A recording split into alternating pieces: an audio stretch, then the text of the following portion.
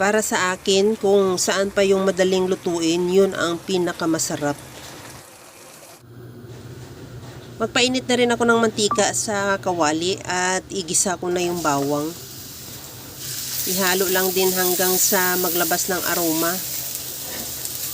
Ilagay ko na rin yung 1/4 kilo lang to na hipon, mga 250 grams lang siya. Ihalo lang hanggang sa magkulay orange.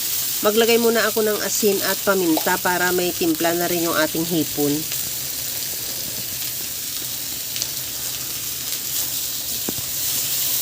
Pagka ganito na kulay orange na siya, tanggalin muna natin yan sa kawali at ilagay sa bowl at i-set aside. Sa disin na kawali, itinira ko yung kunting bawang at igisa ko na rin yung sibuyas. Ihalo lang din hanggang sa mag-translucent. Maglagay na rin ako ng kamatis.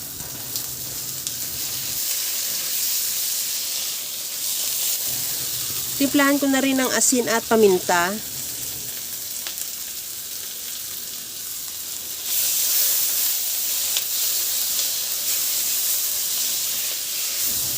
Pagka ganitong luto na yung kamatis, okay na yan. Ilagay ko na rin yung sayote.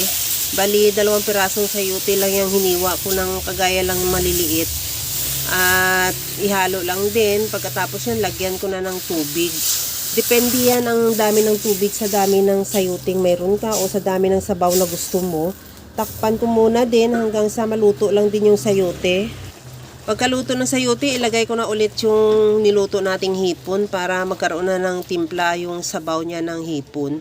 At kunting halo lang yan, tikman ko na rin kung okay na yung sabaw. Maglagay na rin ako ng liquid seasoning. Kahit anong seasoning available sa'yo pwede naman asin lang or patis. At kunting halo na lang yan, okay na yung ating napakasarap na ginisang sayote with hipon.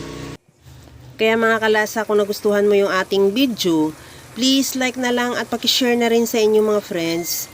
At kung bago ka pa lang sa aking channel, subscribe na at i-click mo na rin ang bell button para sa mga notification. Okay na to, luto na.